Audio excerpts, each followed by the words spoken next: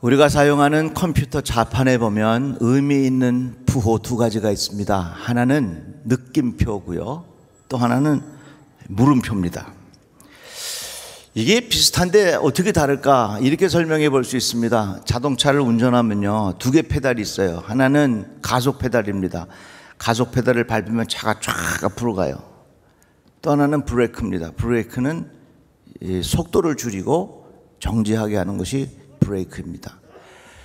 이렇게 설명할 수 있어요. 마치 느낌표는 가속 페달과 같아요. 왜냐하면 내가 뭔가를 탁 깊이 있게 깨닫고 느끼게 되면 마음의 열정이 생기고 마음의 가속 페달이 쫙 해서 앞으로 달려가고 싶은 역사가 일어납니다. 이걸 감동이라고 불러요. 움직인다는 것이죠. 그렇다면 물음표는 뭐하고 연관이 되냐면 브레이크하고 연관이 돼요. 왜냐? 내 삶 속에 뭔가 어려운 일이 생기고 깊은 정지 상태가 생길 때, 내 마음속에 질문이 내 깊은 곳에서부터 스멀스멀 나오게 됩니다. 내가 왜 이러지? 왜 내가 이렇게 고통을 겪지? 왜 이렇게 아픈 일들이 계속해서 일어나지? 내가 도대체 뭘 잘못해서 이런 일들이 일어나는 것이지? 우리 인생 살면서 어려운 일을 당할 때, 참 한계에 이를 때에 우리 속에 깊은 질문이, 물음표가 우리 안에 생깁니다. 삼성 창업자이신 이병철 회장께서 죽음을 앞에 두고 자기 인생의 중요한 질문 24개를 정리했습니다. 몇 가지만 추려서 말씀을 드리자면, 첫 번째 질문이 이것입니다. 하나님의 존재를 어떻게 증명할 수 있는가? 하나님은 우주 만물의 창조주라는데 무엇으로 증명할 수 있는가? 영혼이란 무엇인가? 인간이 죽은 후에 영혼은 죽지 않고 천국이나 지옥으로 간다는 것을 어떻게 믿을 수 있겠는가? 이렇게 질문이 24가지를 정리해서 누군가 나의 이 깊은 질문에 대해서 대답해 주십시오. 이같이 우리 인생에 브레이크가 잡혔을 때에 모든 사람들의 마음속에는 질문이 생기게 돼 있어요. 그래서 느낌표가 우리의 인생을 움직이게 하는 가속 페달이라면, 물음표는 브레이크와 연관이 되어 있어서 늘 우리의 마음속에 질문이 생깁니다. 찰스 헨리 핸딜레라고 하는 분이 86세의 할아버지가 손자들에게 편지를 썼습니다. 그 책으로 나왔어요. 그 책 제목이 뭐냐면 삶이 던지는 질문은 언제나 같다, 이 책이에요.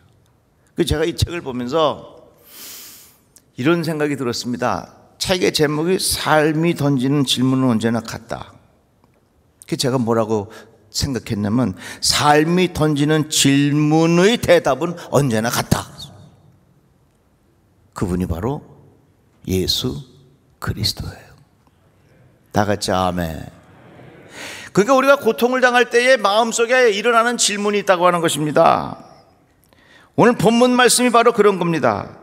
아하시아 왕이 사마리아에 있는 그의 다락방 난간에서 떨어져 크게 다쳤습니다. 아하시아 왕은 아합 왕의 아들이고 2년 동안 나라를 다스렸던 사람입니다. 너무 다급해서 이게 어떻게 될지 모르는 것입니다. 그래서 그는 바알 세부백에 사람을 보내어서 왕이 이 병에서 나을 수 있는지 가서 물어보고 오라 그랬습니다. 그러던 중에 엘리야가 이 사람을 만나지요. 이렇게 말합니다. 이스라엘에 하나님이 없어서 너희가 에그론의 신 바알 세부백에 물으러 가느냐? 그러므로 여호와의 말씀이 내가 올라간 침상에서 내려오지 못할지라 내가 반드시 죽으리라 하였다 하라. 누구든지 인생의 어려운 일을 당하면 마음속에 질문이 생기기 마련입니다. 다 그렇게 되어 있어요. 그럴 때에 우리들은 조심해야 합니다. 아무에게 나가서 물으면 안 됩니다. 아무에게 나가서 상담하면 안 됩니다. 지금 시대가 어느 시대인데 왜 이렇게 점집이 잘 되는 겁니까? 이유는 간단해요. 사람들이 고통을 당하면, 인생의 브레이크가 다 잡히면 거기에 뭐가 생겨요? 물음표가 생겨, 질문이 생겨. 이 질문을 어딘가에 가서 물어봐야 돼. 그러니까 점집에 가서 물어보는 거예요. 교인 중에도 가는 사람이 있다 그러더라고. 그래서 점집에서 광고를 하는데 뭐라고 광고하냐면 교인 대환영, 성령으로 점쳐드립니다, 뭐 이렇게. 우리 시내에, 서울 시내에는 아주 유명한 특급 호텔이 있습니다. 이 호텔을 짓다가 철근 골조까지 다 세워놓고 1년 동안 중지를 했습니다. 사람들이 물었어요. 왜 저렇게 저 호텔 짓다가 마냐고. 수근수근했습니다. 아니, 저 호텔은 돈이 없는 내도 아닌데 왜 저렇게 짓다가 마는가. 알고 봤더니 그 대표가 어려움에 처해가지고, 심적인 어려움인지 어떤 어려움이 있었나 보죠. 누굴 찾아가면 점쟁이를 찾아갔네. 점쟁이가 뭐라고 얘기했느냐. 지금 짓고 있는 호텔 1년 동안 중지하시오. 그걸 중지하지 않으면 큰일이 생기니까 중지하시오. 그 점쟁이의 말을 듣고 글쎄 1년 동안 건축 짓는 거를 쉬었다는 얘기요. 목사님, 그 호텔이 어디예요? 내가 공개적으로는 얘기 안 하지만 개인적으로 궁금하면 찾아오세요. 내가 가르쳐 드릴게요. 어느 유명한 제철 회사 창설자인 이 회장도 정치계의 진출 여부를 두고 유명한 점술가를 찾아가서 내가 정계에 진출해야 되냐고 물어봤다는 얘기예요. 어느 정권은 대통령 선거 날을 정하는데 계속해서 우리가 정권을 이겨야 되니까 어느 날 선거를 하면 되겠느냐고 점쟁이가 날짜 정해져 갖고 그날 선거했다는 얘기예요. 여러분, 누구든지 인생의 브레이크가 잡히면 물음표가 생기게 되어 있어요. 그럴 때 절대로 아무에게나 묻지 마세요. 다윗이라고 하는 사람은 참 위대한 사람입니다. 중요한 일이 있을 때마다 하나님에게 여쭤보았습니다. 이런 일이 일어난 뒤에 다윗이 주님께 제가 유다에 있는 성읍으로 올라가도 됩니까? 하고 여쭈었다. 다윗이 주님께 아뢰었다. 제가 블레셋 사람들을 치러 올라가도 되겠습니까? 중요한 일들이 있을 때마다 그 마음속에 질문이 생기고 그 질문을 가지고 하나님께 여쭤봤다고 하는 것입니다. 우리가 살다가 보면 어려운 일을 당하지요. 왜 나만 이런 고통을 겪어야 합니까? 언제까지 내가 이런 어려운 시련을 겪어야 합니까? 질문이 생겨요. 그럴 때 여러분, 주님께 여쭤보시기를 바랍니다. 하나님에게 묻기를 바랍니다. 오늘 본문의 말씀 보니까 엉뚱한 것을 통해서 답을 찾으려고 할 때에 하나님께서 기뻐하시지 않았습니다. 그러면 우리가 이렇게 어려운 일을 당할 때 마음에 질문이 생기고 그 질문을 가지고 하나님에게 기도하는 중에 여쭈어 본다면 어떤 역사들이 일어나는가? 먼저요, 내가 아무에게나 묻지 않습니다. 내가 중요한 마음에 질문이 생길 때 지나가는 사람 아무나 붙잡고 물어봐요? 아니에요. 가까운 사람에게 묻는 거예요. 나 이런 일이 있는데 어떻게 했으면 좋을까? 그래서 내가 주님에게 여쭈어 본다고 하는 것은 내가 그만큼 주님을 가까이 모시고 산다고 하는 표현입니다. 내가 주님에게 여쭤본다고 하는 것은 내가 주님께로 더 가까이 가고 싶다고 하는 그 마음의 고백이라는 것입니다. 그래서 우리는 살면서 마음에 질문이 생길 때마다 기도하는 중에 하나님에게 여쭤보세요. 그런 과정을 통해서 우리는 하나님께로 조금 더 가까이 가게 되는 것입니다. 하나님을 가까이 하라, 그리하면 너희를 가까이 하시리라. 하나님은 멀리 계신 분이 아닙니다. 우리가 멀리 하고 있기 때문에 하나님이 멀리 계신 것처럼 보인 것입니다. 우리가 하나님께로 좀 더 가까이 다가가면 하나님께서 내가 너희를 가까이 하시리라 말씀하셨습니다. 내가 하나님께로 가까이 갈 수 있는 방법이 뭡니까? 내 인생에 중요한 질문들이 생겼을 때에 그것을 가지고 기도하는 중에 주님에게 여쭤보라는 얘기예요.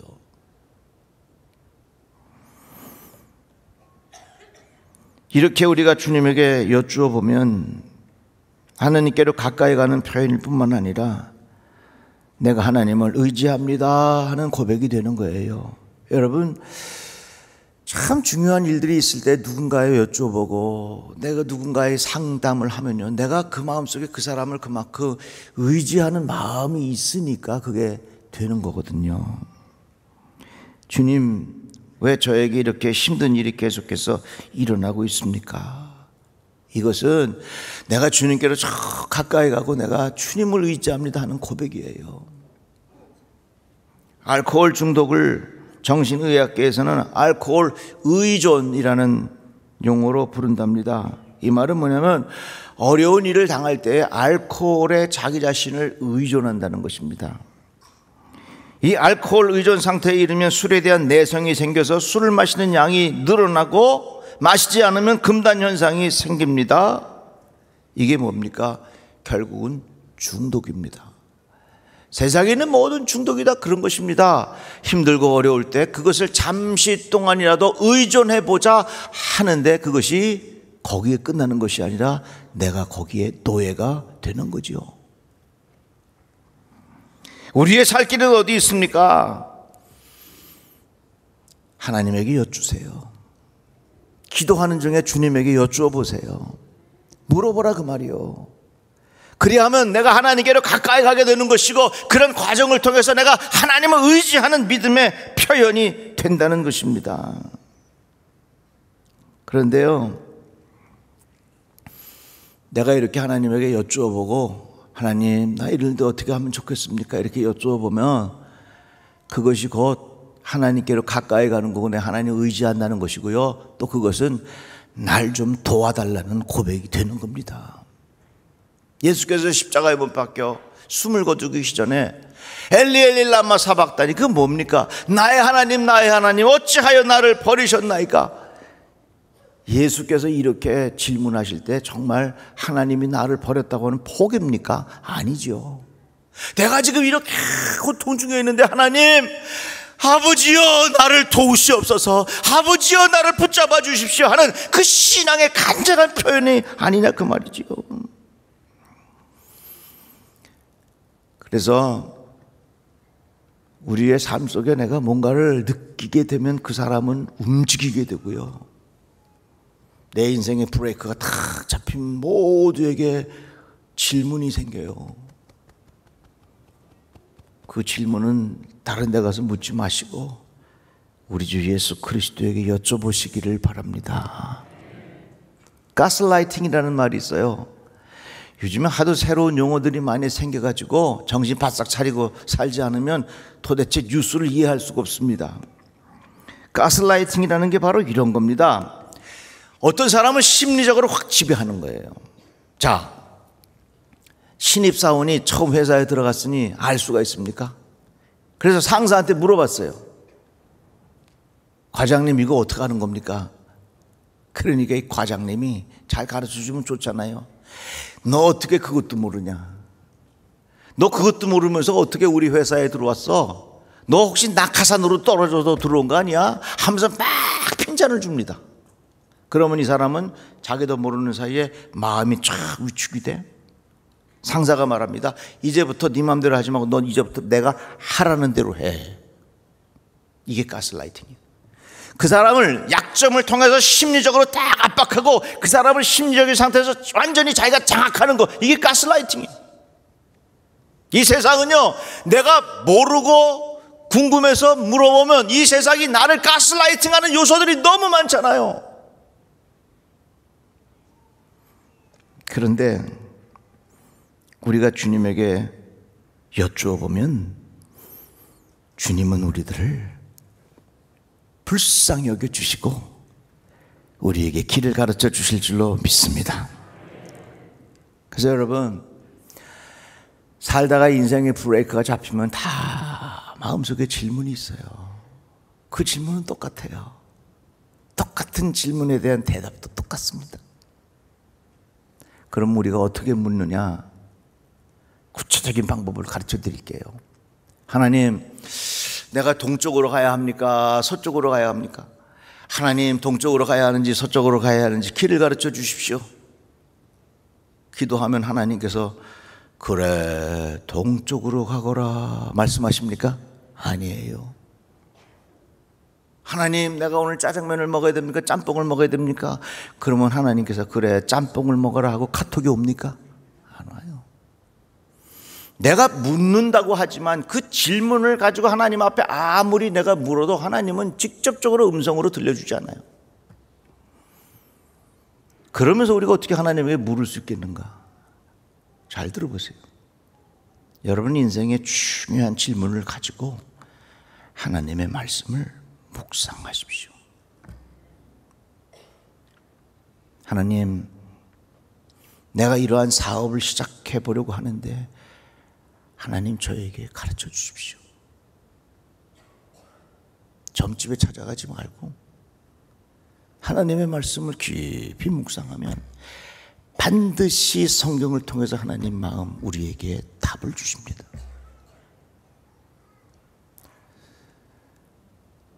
성경은요, 묻지 않으면 성경은 대답하지 않습니다. 왜 성경이 우리에게 대답해 주지 않는가? 그것은 내가 성경을 질문을 갖고 읽지 않기 때문에 그래요. 하나님, 내가 계속되는 시련 속에 너무 어려워서 힘든데 하나님, 나가 어떻게 해야 됩니까? 그냥 막연하게 눈 감고 있다가 그냥 주시는 마음 가지고도 중요하지만 그런 질문을 가지고 하나님의 말씀을 깊이 읽다 보면 이 말씀 속에 뭐가 있는 줄 아세요? 지뢰가 담겨져 있어. 지뢰를 밟으면 사람이 죽지만 이 하나님의 말씀에 지뢰가 담겨져 있어. 그 말씀이 내 마음에 탁 와부딪히면 그 속에서 내게 역사가 일어나는 거예요. 그러니까 인생에 어려운 일을 당하면 다 질문이 있는데 그 질문을 주님에게 여쭤보세요. 어떻게 여쭤보냐? 그런 마음의 질문을 가지고 하나님의 말씀을 묵상하라는 거예요. 저는 성경을 매일 3장씩 꼭 읽어요. 근데 그냥 안 읽습니다. 하나님은 누구신가?